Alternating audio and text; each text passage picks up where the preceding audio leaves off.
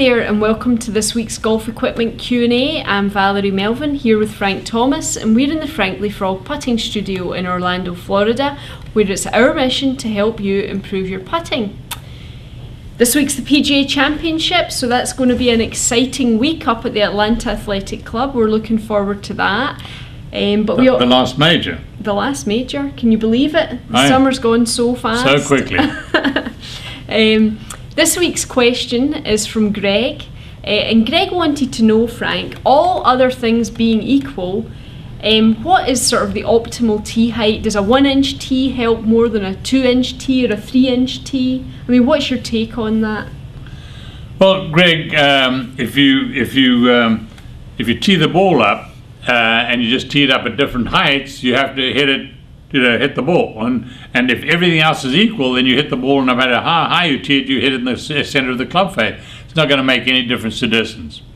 However, I do recommend that when you get your club fitted for you correctly first, for your particular club head speed, and that will give you the correct launch conditions where you have the right loft, etc.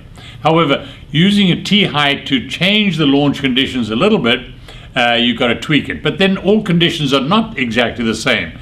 If you tee the ball up such that you hit the bottom of the club face, then it's going to spin more and launch lower.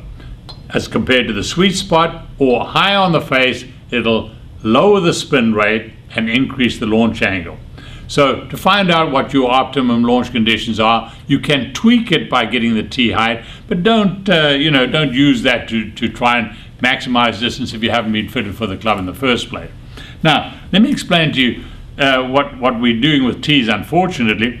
This is a 2-inch tee, and that's the one I absolutely recommend most people use for a couple of reasons. You can tee it into the ground about a 1/2 inch, and the rest of it, and you can work with a tee there. These are the common tees right now, about 2 3/4 inches, and you have to tee it way down, and you're going to break that tee almost every time. And here's the most ridiculous tee in the world. 4 inches, only because the rule says you cannot have a tee higher longer than 4 inches. People make it 4 inches. But with these tees, and even with 2 3/4, you got a pocket full of tees. They're breaking all the time. You don't have room for your tee marker, your ball marker, or your ball repair kit. So I'd recommend a 2-inch tee and get fitted for your driver, and then tweak your launch conditions by moving it up and down the club face by tee.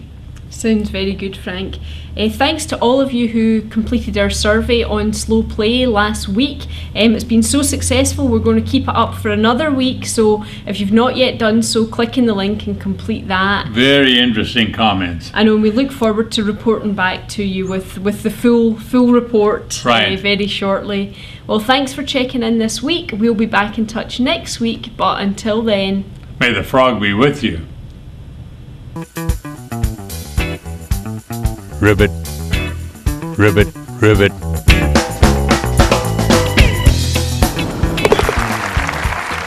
Find your frog at franklyfrog.com. Ribbit.